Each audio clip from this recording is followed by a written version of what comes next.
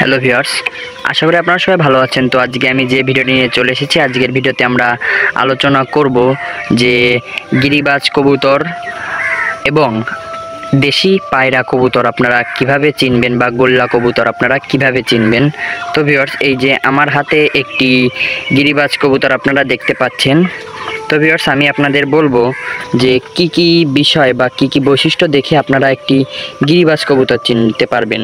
তারপরে আমি বলবো যে কি কি বিষয় বা কি কি বৈশিষ্ট্য দেখে আপনারা একটি গোল্লা কবুতর চিনতে পারবেন বা দুটি কবুতরের পার্থক্য আপনারা বুঝতে পারবেন। তো ভিউয়ার্স, এই যে একটি গিরিবাজ কবুতর আপনারা দেখতে পাচ্ছেন। প্রথমে আপনারা লক্ষ্য করবেন গিরিবাজ কবুতরের বেশিরভাগ বা অধিকাংশ গিরিবাজ কবুতরের চোখটি হয় সাদা। তো এই কবুতরটির চোখটিও সাদা এবং মনিটা আছে ছোট, ঠোঁটটা আছে লম্বা।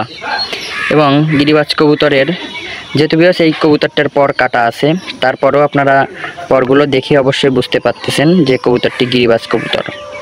তো ভিউয়ার্স, গিরিবাজ কবুতরের পরগুলো হবে একদম সেট, মানে পরপর প্যাটার্ন আকারে পরগুলো হবে সাজানো এবং বড় বড় হবে। তাছাড়া ভিউয়ার্স, এই যে কবুতরের দম, কবুতরের বগলের পরগুলো থেকে দমটা দেখেন বড়, মানে কবুতরটি গিরিবাজ কবুতর বা ভালো লাইনের বা ভালো কবুতর, ভালো ফ্লাই করা কবুতর। তাছাড়া ভিউয়ার্স, গিরিবাজ কবুতরের এই যে দম, এই দমটা দেখতে পাচ্ছেন লাগানো দম, মিশানো দম, এই যে একটি বিশেষ বৈশিষ্ট্য।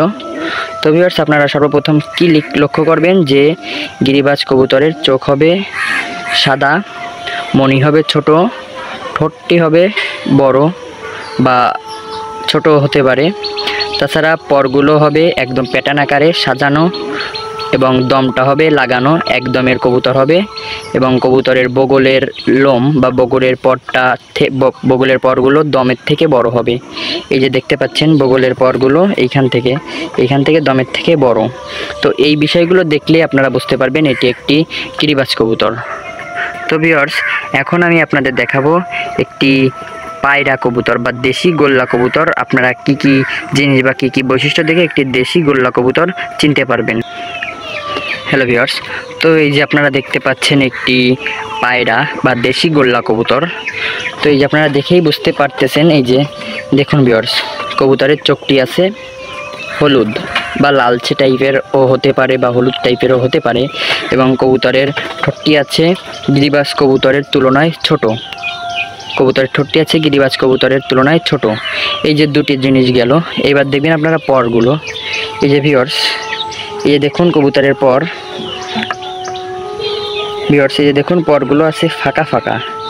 এই যে দেখুন একটি থেকে আরেকটি অনেক ফাঁকা ফাঁকা এবং ছোট পর।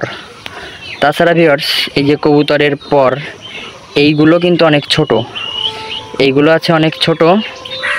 এই যে দেখুন এইগুলো আছে ছোট, কবুতরের এই যে দম থেকে এই বগলের পরগুলো আছে ছোট। এই যে আরেকটি, এই যে আর দুটো বিষয় গেল। এবং এই যে দেখুন দমটা, কবুতরের দমটা ছেড়ে দেওয়ার সাথে সাথে কবুতরের দমটা ছড়িয়ে গিয়েছে। তো এই কয়টি বিষয় আপনারা যদি ফলো করেন বা তাহলে আপনারা বুঝতে পারবেন যে কোনটা গিরিবাজ কবুতর বা কোনটা দেশি গোল্লা বা পায়রা কবুতর। তো ভিউয়ার্স, আজকের ভিডিওটি এই পর্যন্তই। অবশ্যই আপনারা বুঝতে পেরেছেন বা দুটি কবুতরের পার্থক্য আপনারা যাচাই বাছাই করতে এখন পারবেন যে কোনটি দেশি কবুতর বা কোনটি গিরিবাজ কবুতর। তো ভিউয়ার্স, আজকের ভিডিওটি এই পর্যন্তই। পরবর্তীতে আমি আরও একটি নতুন ভিডিও নিয়ে চলে আসবো পি আলটেডি লফটের পক্ষ থেকে।